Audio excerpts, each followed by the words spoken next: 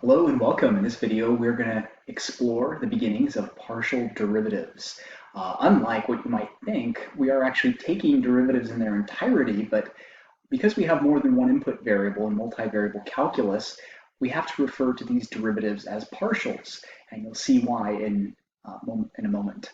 Imagine, to set things up, you have two garden plots, each of which will be for growing tomatoes. So we have plot 1, we have plot 1 and plot 2. And now imagine that both garden plots are exactly the same, except that in plot 2, you're going to add an extra fertilizer and extra water. So at the end of the season, you make an assessment and you look at how much yield you received from the two plots, and you found out that plot 2 had more yield than plot 1. So you make a conclusion. You say, well, it had to be because I added the extra fertilizer and the extra water. But what if I were to tell you that that's not entirely accurate, that that's what you think increased your yield, but in fact, it's very difficult to say because there are two additional factors in plot 2 that were not originally in plot 1. So what if I were to say it's possible that the extra water actually restricted growth? In other words, you could have had more yield, but the fertilizer did help get that extra yield that you saw in plot 2. But could it be that even though you observed a net increase in your yield, that you could actually have had more yield from plot 2? Well, it's very possible because we don't know whether it was the extra fertilizer or just the extra water, or the combination between the fertilizer and water. In short, we didn't hold everything but one factor constant. So it's hard to say or hard to attribute the observed increase in yield. So here we're saying we have a difference in yield, but we have these two contributing inputs into this. We have the fertilizer and we have the water. And so we have no idea which one had what kind of impact on the yield. Again, the water may have actually been detrimental, but the fertilizer maybe picked up that extra slack. So we saw the yield go up, even though maybe the water's impact was to cause the yield to go down, and the fertilizer's impact was to cause the yield to go up. So I'm going to refer to these for now, and we'll see a better notation. I'm going to say that this is the change in my yield per unit change in fertilizer. And over here, I'm going to say that I have the change in yield due to the change in the amount of water. And perhaps this quantity here was maybe positive 6 per 1 unit of fertilizer. So whatever that meant, 6 pounds more of tomatoes per, maybe we'll just say one bag of fertilizer. But over on this other side, we may have actually observed a decrease of 3 pounds of tomatoes per a maybe 1 gallon of water increase. So our net yield was actually positive 3 pounds because here we had an increase of 6 pounds per bag, but here we had a decrease of 3 pounds per gallon. So even though we have a negative here, the net change is positive 3 pounds. This is like also saying that if I were to fill up the tub, a tub with water, and I added 6 gallons per minute, but then I had a drain that was letting water escape the tub at 3 gallons per minute, well, you can imagine that every additional minute I would have 3 more gallons because I'm filling up faster than I'm draining. So this brings up an important issue that we have to address when we look at derivatives in multivariable calculus. Now it's hard to see each individual input and how it affected the change in the observed output. So multivariable functions are no different in this sense. We have to hold everything but one input constant.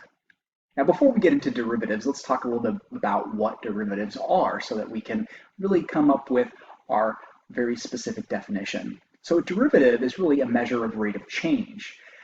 More specifically, the difference between a derivative and an average rate of change is that when we talk about derivatives, we change the input by a, quote, very small amount.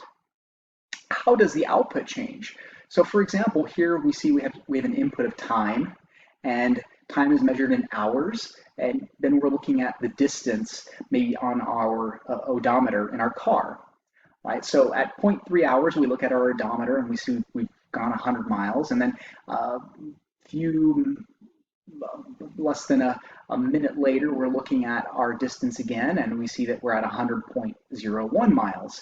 So to estimate the speed, or the average speed that we're going at, we might say, well, the instantaneous speed, well, this is a very, very small change in time here. This is a change in time of 0.01 hours. So we have increased time by 0.01 hours.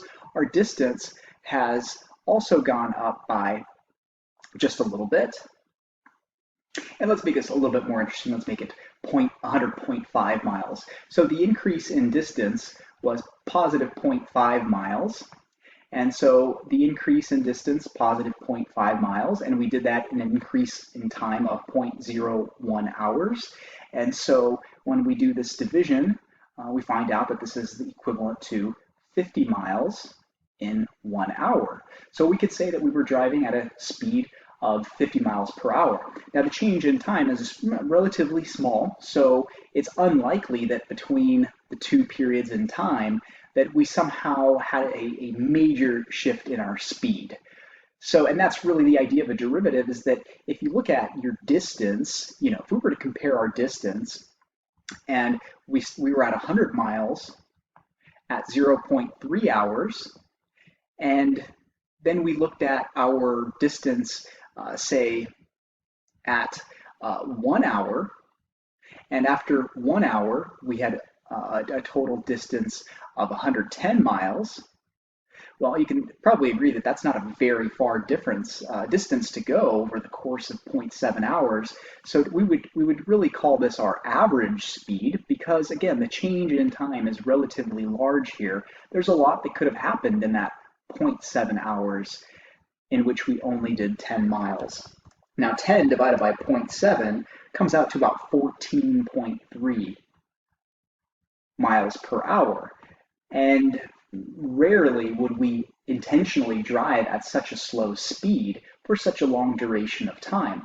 So in reality, what probably happened is, maybe if we looked at distance over time, is there was a period where maybe we were driving at a constant speed but then started to slow down a little bit, and maybe what even happened is we took a bathroom break and then started to pick back up from there.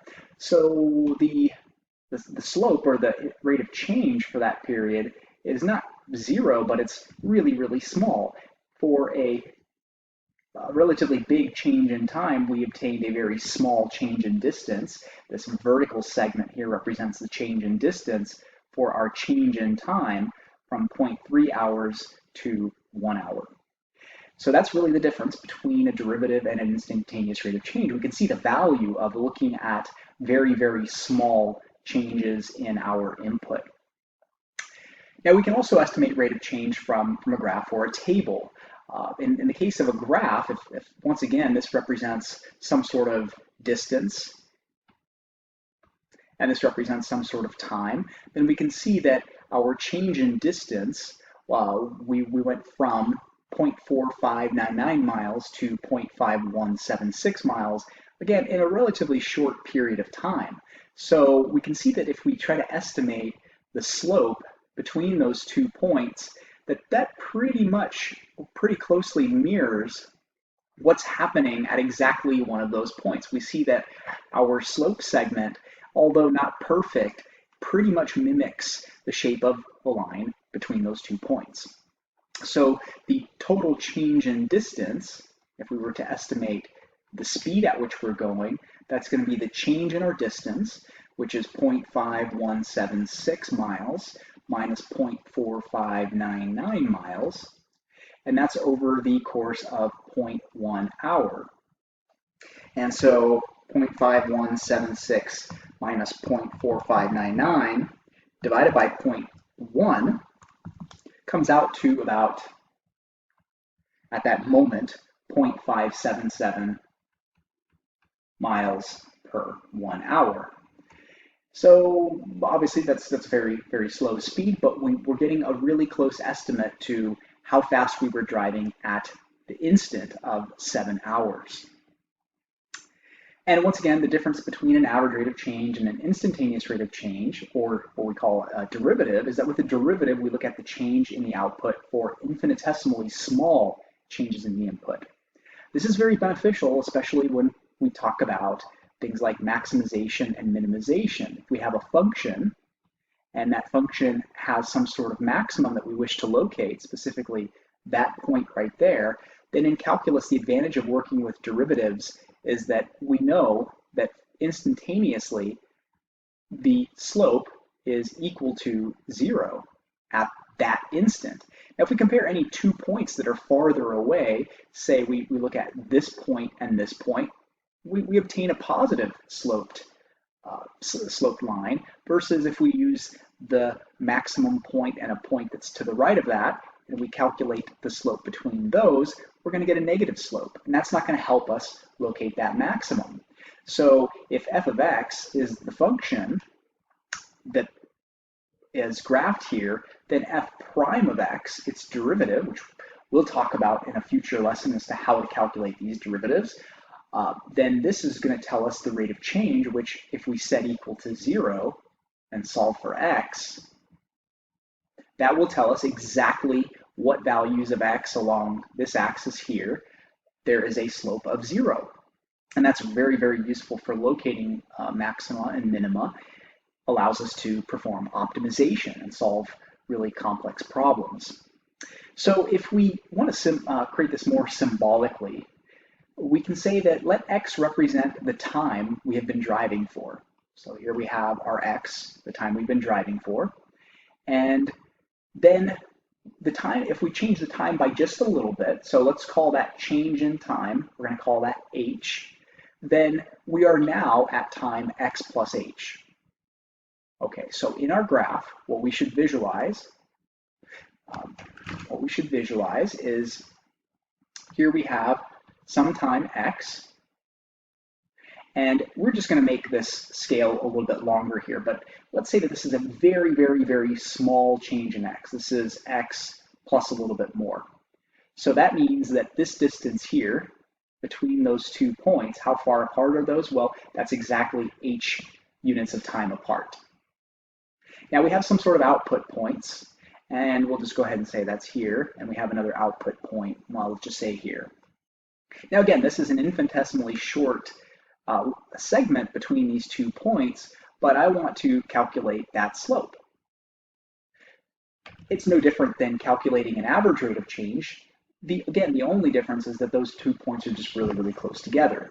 So if f of x represents the distance, here's f of x, after having driven x miles, then to figure out how far I've driven at this instant, I have to take that input, which is x, plug that into my function to calculate the distance, and that's going to be this height here. F of x plus h, that's going to be the distance at time x plus h. So now I have the 2 outputs corresponding to the 2 respective inputs. And what I want to estimate is for this change in h units of time, what is this change in output right there? Well, we can see that that's simply the difference between where we are at time x plus h minus where we are at time x. And so that can be written as f of x plus h minus f of x. Similarly, this distance here, this horizontal distance, we know that that's the difference between x plus h and x. So this is just our change in time. And this is our change in distance. And we can see that when that happens, well, we've already established that the distance between x and x plus h is simply h units. And we can see that mathematically here, x plus h. Notice that this is not f of x plus h, this is just the time. This is the distance at that time, and this is the distance at time x. Down here, we just have time x. So when we subtract these, we see the x's cancel out, and we see that the change in time is simply that horizontal distance of h. Now this is often called the difference quotient for good reasons. It's the quotient or the division of two differences. And what we really want to establish is what happens to this rate of change, or what happens to this speed as h becomes really, really small. In mathematics, we have a term for really, really small, and that's called a limit. So we take the limit as h approaches 0, and we call that the derivative, often denoted by f prime of x, and that is simply the difference quotient, and it's the limit as that distance between those 2 points approaches 0. So imagine what we're really trying to do is we're trying to squeeze this point in so that the 2 points that we're comparing are infinitesimally close together. Now, barring all the details of how we would actually use this to compute things like derivatives, this is the mathematical definition of that derivative. Now, another alternate notation that we often use is f prime of x. Sometimes it's more convenient to just say df dx or dy dx. So if f of x represents the y component, then we can say dy dx. Or, some people might even say df dx. That's the change in your output divided by the change in the input. So this definition actually comes in really useful because we know, for example, if f of x is equal to, say, 2x plus 3, we know how to compute the derivative of that. F prime of x will simply be, well, the derivative of 2x we know to be 2, the derivative of 3 we know to be 0. Now, why do we know that? Well, we know that the constant value 3 does not change at all as you increase x. Therefore, if you look at what's the derivative of 3, you often say it's 0. There's no change in a constant.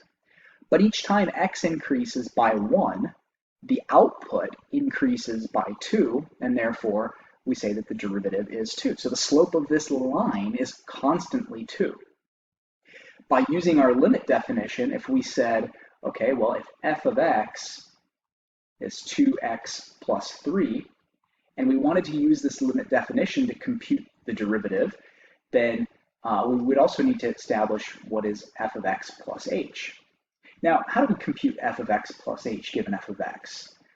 Well, if I told you calculate f of 2, you would know to plug in 2 for x, and you would get an output of 7. Now, if I said in a more silly context, let's put in smiley face, f of smiley face, well, then what you would do is you would take x and replace it with smiley face, multiply it by 2, and add 3. So f of x plus h says replace x with whatever the parameter, whatever the argument is in parentheses. So replace x with x plus h, add 3 to that. Now we can do some algebra on this and distribute and say this is 2x plus 2h plus 3. All right, so to compute the derivative, we know that that's going to be the limit as h approaches 0 of, well, it's f of x plus h, which is this quantity here, 2x plus 2h plus 3, that's f of x plus h, minus f of x, now that's just 2x plus 3. It's important to put that in parentheses because we're subtracting away both terms, and we're going to divide that by h. So now often what we do, when we handle the limit, is we eventually want to plug in 0 for h, but we can't do that now because we'll have a division by 0 error. The beauty of working with this is that algebraically lots of things cancel out. So in this first expression, I see 2x. Here I'm going to have a minus 2x. Here I have a plus 3. Here I have a minus 3. So those cancel out. And I'm left with the limit as h approaches 0 of the ratio 2h divided by h. Now in that ratio, we see that the h's actually cancel out, and so we're left with the limit as h approaches 0 of 2. Now, h is nowhere to be found in this expression. Therefore, I could change h all day long, and it will not affect the fact that this is the number 2. So as h approaches 0, what happens to the number 2? Well, the number 2 remains the number 2. And if we trace all of these equal signs, we've said that f prime of x is equal to this stuff, which is equal to this stuff, which is equal to this stuff, which is ultimately equal to 2. And so that's why it's important to have this limit definition, because it really explains to us how we compute derivatives of everyday functions. If it's been a while for your Calculus 1 experience, then this is maybe not something you even think about anymore, but this is the underlying structure of what allows us to say if f of x is 2x plus 3, then f prime of x is 2. We're not really going to use this definition a whole lot in working with multivariable functions, but the idea is essentially the same. So derivatives in R3, we have 2 inputs and we have 1 output. With partial derivatives, it's going to work the same whether we have 3 inputs or 10 inputs or 22 inputs. As long as we understand what it is that we're doing, then we can compute partial derivatives of functions that have 7 inputs and 1 output. To determine how the output changes, we must only change one of the inputs. So change one of the inputs, holding the other one constant. What that means for us mathematically is that we're simply not going to, we're going to treat one of the variables as if it were a constant. Now that's going to happen in our next discussion, our next video lesson. Let's go ahead and see how we might estimate derivatives when we have more than one input. So let's imagine that we have an unevenly heated thin rectangular metal plate lying in the XY plane. So here we have this rectangular plate. We have some point that's in the bottom left corner, and the distance from that horizontally will be measured in meters. So x will represent how far away we are from that 0, 0 point. And then the y-axis will keep track of how far away we are vertically from that origin point. The temperature in degrees Celsius at the point x comma y is T of x comma y. So there, at every single point, for instance, at the point 2, 1, there's going to be some sort of third value associated with that. So 2 meters from the left end, bottom left end point, 1 meter up, there's going to be a temperature associated with that point. Now, we have to kind of imagine that we have a z-axis coming out at us, directly popping out from your screen, and we're just looking down on the xy plane. How does t vary near the point 2, 1? We consider the horizontal line y equals 1, so there's the line y equals 1, containing the point 2, 1. So y equals 1 obviously contains that point because that point has a y value of 1. The temperature along this line is the cross section t of x comma 1 of the function t of xy, with y being set equal to 1. Now here we have the actual temperatures, and so we can see that, for example, at the point 2, okay, so here's x equals 2, here's y equals 1, and where that row intersects with that column, we see that at that point, we can say that the temperature at 2 meters to the right and 1 meter up from the bottom left end point is 135 degrees Celsius. And we're told that we are in degrees Celsius here. And we want to know, how does T vary near that point? Well, we have 2 ways we can measure this. One way is to say, well, how does the temperature vary if you move this way to the right versus if you move up? So to make things simple, we're going to talk about increases in the input as opposed to decreases in the input. So that allows us to really just focus on these 2 little arrows, one that says, well, what happens if you move a little bit to the right versus what happens if you move a little bit up from the point that we're at. Now keep in mind we're estimating these, so we see that temperatures are only given by distances that are 1 unit apart. So either I can change y from 1 to 2, or I can change x from 2 to 3.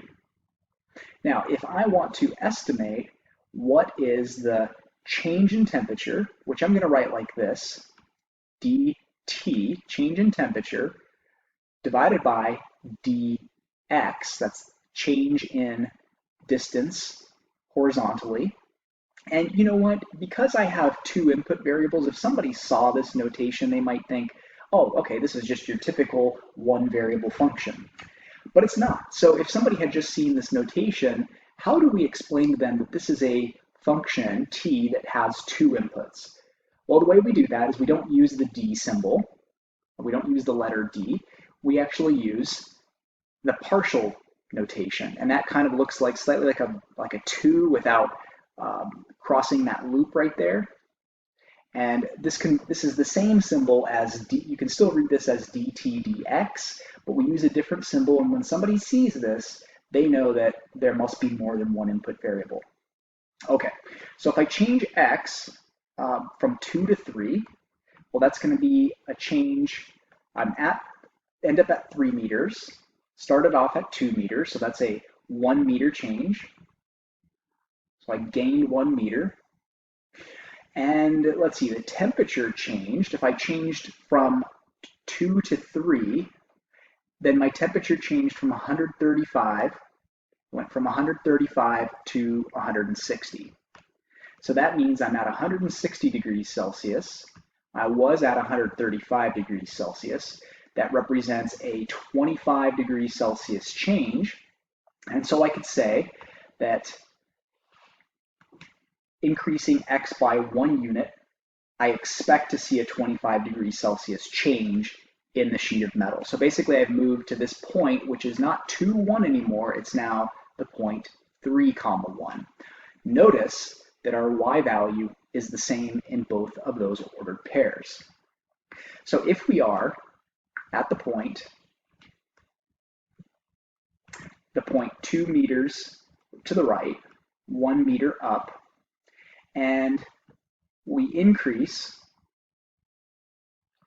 x by 1 meter, we expect a 25 degrees Celsius increase in temperature. That's no different than calculating a normal average rate of change. We just have to keep in mind what's being held constant and what's being allowed to change. Now, the other estimate that we could make is, suppose we didn't move from x equals 2 to x equals 3, but instead we moved from y equals 1 to y equals 2. So now we're not at the point. We're moving from the point to 1, not changing the x value, holding that constant, but changing our y value to 2. So you can see between these two ordered pairs, if this is going to be an estimate of a derivative, then only one thing is allowed to change, going back to that gardening analogy. So the change in temperature per change in distance in the y direction, well, we see that we go from a y value of 1 to a y value of 2. That's going to be a 1 meter difference. We gained 1 meter in the y direction, and our temperature went from 135 to 120. And we see that that's actually a decrease of 15 degrees. So 120 degrees Celsius minus 135 degrees Celsius is going to be a drop of 15 degrees Celsius per 1 meter in the y direction. There are two other notations that we often use here to describe these. We know that in Calculus 1, we could use dy dx or f prime of x. Now, we don't want to say that this is an estimate of t prime of xy, or rather t prime of 2, 1, because using a prime there, it's unclear whether the x value changed or the y value changed. So we're going to get away from the prime notation for that reason, and instead we've just decided, you know what, since this is the x variable changing, I'm going to use a subscript of x.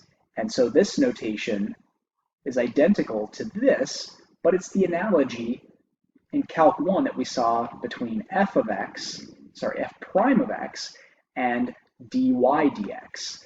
So much like in Calculus 1, those notations are the same. These notations are the same in Calculus 3. And down here, we could do the same thing. We could say, well, this is our estimate of not t prime, but t sub y at the point 2, 1. And so this means, how does t change when y increases by just a little bit from the point 2, 1. So we're stationary at the point 2, 1. We're going to increase the y value by 1. Now here's just a more formal definition of the partial derivative. So the reason we call these partial derivatives is just because we're only differentiating with respect to one variable at a time. So it's not that we don't complete the derivative. There's no such thing as taking the derivative of a function with both variables at the same time. That's just not something that is of interest to us. So we have these two derivatives. Let's say we're standing at the point AB. And so all that means is here in my XY plane, I have some point, and just to shake things up a little bit, let's just say that's down here. And that's the point A comma B. Here's our X axis or Y axis. These are just two numerical values. So X equals A, Y equals B. These are just some numbers. And so if I want to know what is F sub X at that point, remember this just means what happens to the output as I change X by just a little bit. So F sub X at the point AB will indicate what happens if I move this way.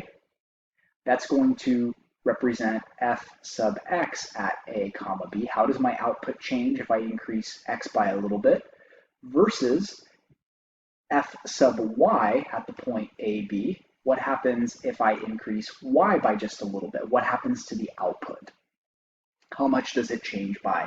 So the analogy here was, how does the temperature change if I increase my distance in the Y direction versus how does my temperature change if I increase my distance just in the X direction? Now, in terms of limits, we can see that this is not unlike what we encountered in Calculus 1. Notice that the distance, how far we've increased X in this case, is just by this value called H. And we want to make this change in X infinitesimally small. So here we have, okay, well, F of AB, that's just what our output was. That's like saying our output was 135 degrees Celsius. F of A plus H means increase X by just a little bit, keep the value of Y the same. And so in our instance, back up here for changing X, when we changed X by a little bit, we had a temperature of 160 degrees Celsius. That's like this F of A plus H comma B. And again, our F of A comma B was our original point, our original output at 2 comma 1, and that was 135 degrees Celsius, divided by the change in input. In our case, we could only do change in inputs of 1 because our table is very limited in that information.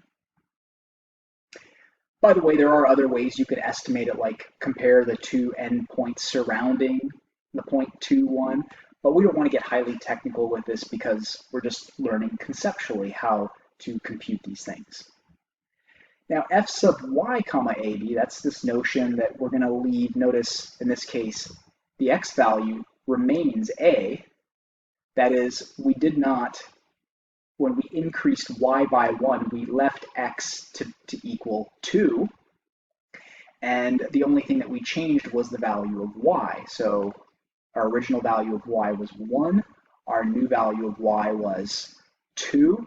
And so that's why we subtracted 2 minus 1 in the denominator there. And again, the output at 2 meters in the Y direction is 120 degrees Celsius, and the output at 1 meter was 135 degrees Celsius.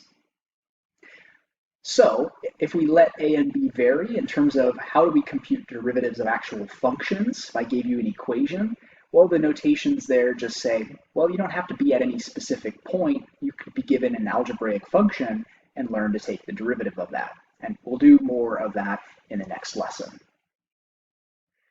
This just reiterates our two different notations. If Z, our output is called Z, and Z depends on two inputs, X and Y. Then we have, first of all, how does Z change per a unit change in X, and how does Z change per a unit change in Y? So there are two possible ways Z could change. It could change if we change X. It could change if we change Y. And again, we don't use the prime notation because it would be very unclear if I said, hey, calculate f prime of xy. Well, does that mean that I want you to compute the derivative with respect to x? Or does it mean that I want you to compute the derivative of that function with respect to y? And so we want to get away from that notation in Calculus 3. Now, the one advantage of using the function notation version, this left-hand side, is that if I do want to compute the output, the change in output at a specific point, I can just replace these x and y with numbers. It's a little bit, here, we don't really have that liberty unless we use this little vertical line and say, I want to compute dz dx at the point AB. Or I want to compute dz dy at the point A comma B. So that's a solution to deal with this notation where you're saying, oh, the dz dy at a specific point 2 comma 1 is, to avoid that cluster of words and notations, we could just say, I want to compute the partial of z with respect to y at the point 2 comma 1. So that's a nice way to be able to infuse that into this notation, whereas this notation inherently has an x and a y that I could replace with numbers. So this has geometric meaning. Whenever we compute the partial derivative with respect to x, what we're saying is that we're going to hold y constant. So if this is the y-axis going in this direction, then this value of y, if I were to hold it constant, what that would look like is essentially we're taking a cross-section and we're saying only look at points where y is fixed for that value, where y is equal to some value b. And so if I were to slice this function, so now imagine that what we do is we create a slice of this function, and now we get this two-dimensional curve. If I take the derivative at that point, then it's analogous to taking the derivative in 2 dimensions, where if you're holding y constant, that means y is a fixed value, and you're only looking at how does z change when we change x alone. So this is the x-axis, and I can easily look at changes in x while holding y constant. Now the same kind of thing goes here. Here I have the x-axis, and I can again say, well, if I'm going to change y, I'm going to hold x constant. And then again, I can say in this picture, in this two-dimensional picture here, I am holding x constant. So x is going to be held constant at some value a. And I'm only going to say, well, what happens to the value of z as I change y? And in this case, I would say that dz dy is less than 0. It's negative. We have a negative slope. Versus here, dz dx is going to be greater than 0 because we see that that's a positive slope, assuming x goes from negative to positive here and y goes from negative to positive here. Now there are lots of different ways we can estimate derivatives. We can do it graphically, much like we can in 2 dimensions. We can do it by using tables. In 3 dimensions, we also have these things called contour plots. And recall that a contour plot, what it does is it shows me a compressed or squished 3-dimensional function into a 2-dimensional plane. So this shows the contour diagram again for temperature, h of x comma t, but this is a room, and it's a function of how far you are from a heater and how much time has passed since the heater's been turned on. So these are, one axis represents how far you are from the heat source. So we can kind of imagine that right here there's a heat source, and that's blowing out some hot air. And the farther you get away from it, we might expect that that's going to result in lower temperatures.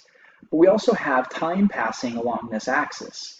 So it really depends on not only how far you are, but also how long the heater's been turned on. For instance, if I am 30 meters away, if I'm right here, but this is time 0, then the temperature is not very high. In fact, here's a contour of 10 degrees Celsius.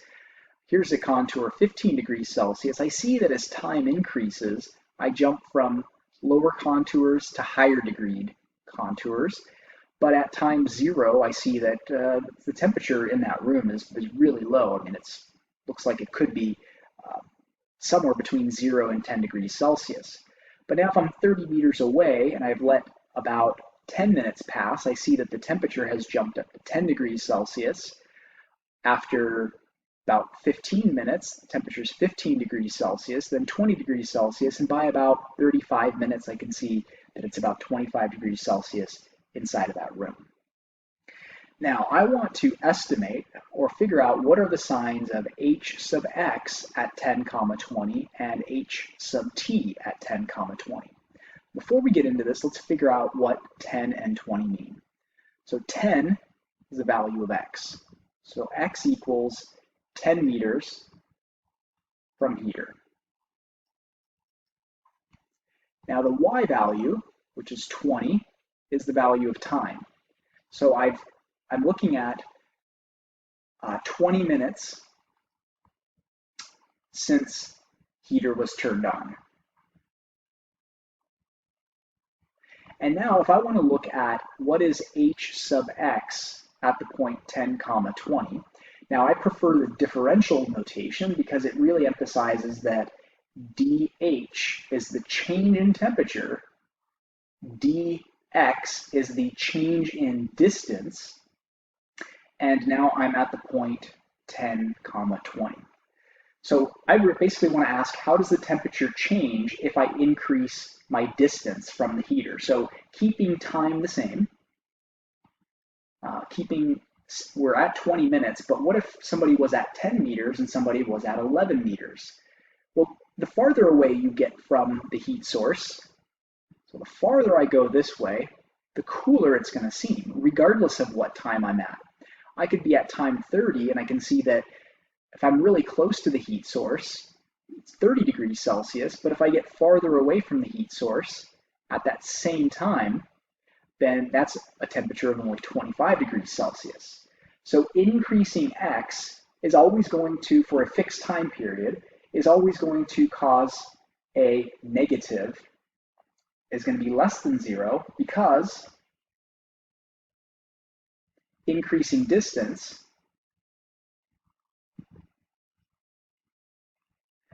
drops the temperature.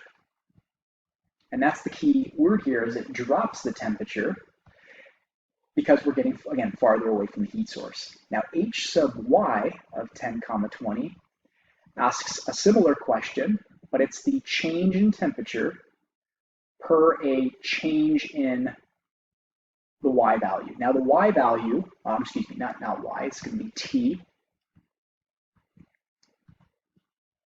per change in time when I'm at 10, 20. Well, let's think about what this means. This means that I am at the point 10, 20, 10, 20 is right there. And if I were to increase time, if I were to maintain that distance, so here I am, if we just ignored the time component, that's how far away I am from the heat source. That's going to be this distance here. So if I increase time, that heater is continually blowing, and as we increase time for a fixed distance of 10 meters, we see that the next contour is a higher contour. It's 30 degrees Celsius there, versus where I was on this contour, it's only 25 degrees Celsius. So as time passes, if I maintain my same distance, this is going to be a value that is greater than 0. Because increasing time increases temperature,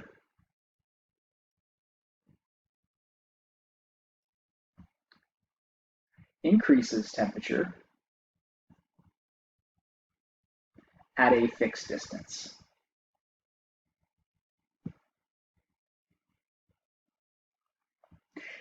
Now, I could estimate these as well, estimate these partial derivatives. It's a little bit hard to do because I don't have any contours, for example, between the 25 degrees Celsius contour and the 20 degrees Celsius contour. So to really come up with a very coarse estimate, if I want to estimate h sub x at the point 10, 20, then I really have to kind of look at the contours. So the closest contour, if I increase x, is when I go from an x value of 10 to about an x value of 24. So that's a change of about 14 meters. Of course, that's not a very great estimate of an instantaneous rate of change, because I want to know what happens if I just take one step away from the heater, but this is the best that we can do here. And if I increase my distance by 14 meters, my temperature drops from 25 degrees Celsius to 20 degrees Celsius, which is a 5 degree Celsius drop. And so I could say that, well, let's see, -5 divided by 14 comes out to about a -0.4 degrees Celsius drop per 1 meter, which makes sense because as you get farther away from the heat source, you're going to have that drop in temperature. And then to estimate h sub t at 10, 20, I'm going to do the same thing, but now I'm at this point, and the next contour, but just by changing time, takes me to a contour of 30 degrees Celsius. Now that requires 32 minutes to pass, so that's 32 minutes have passed, and if 32 minutes pass, then I increase my temperature from 25 degrees Celsius to 30 degrees Celsius, which is a 5 degrees Celsius increase, and that comes out to about a positive 0.2 degrees Celsius change for every 1 minute that passes. And again, that sign, it's positive. We have an increase in temperature as we have described, this was our intuitive analysis, and here now we have the data to support that analysis. We'll look at one final example, and that is just interpreting these partial derivatives, which we've already done up here, but just looking at this notation without being given any function, but just being given a relationship between the values. Suppose that your weight in pounds is a function f of c, n.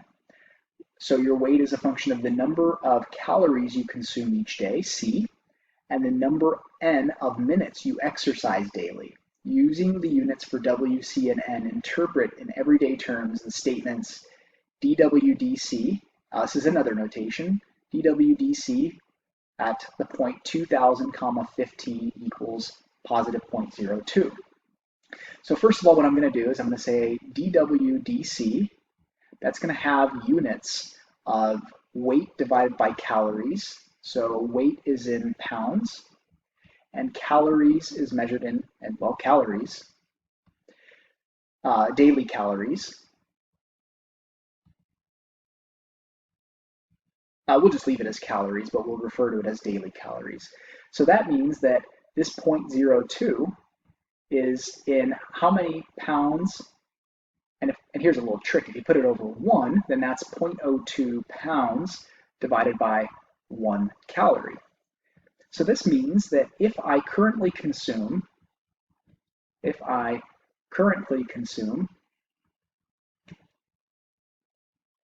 2,000 calories per day,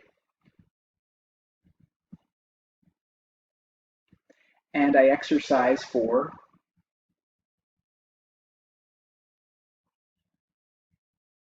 in this case 15 minutes each day. Okay, those are the fixed values. Now we need to describe what we're changing. So if I currently consume 2,000 calories per day and I exercise for 15 minutes each day, then increasing daily caloric intake by 1 calorie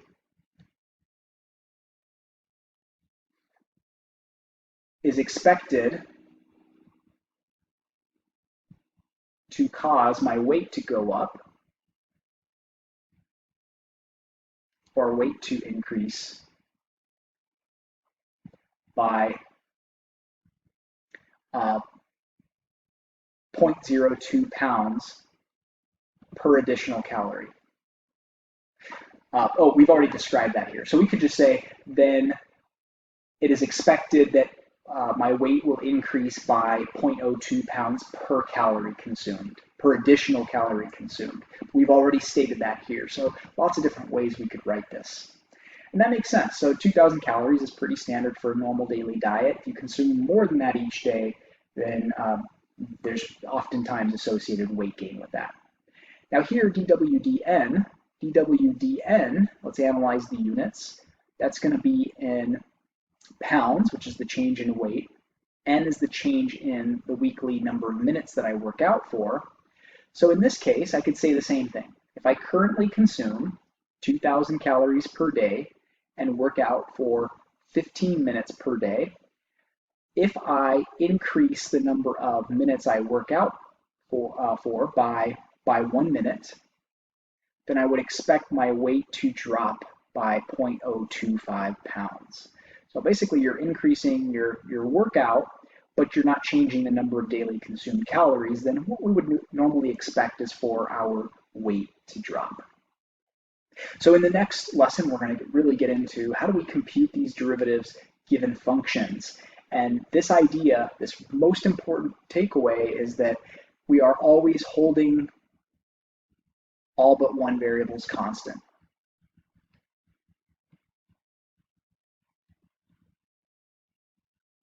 And that's going to be the key, but that's going to lead us to be able to compute partial derivatives just like we did in our first calculus course.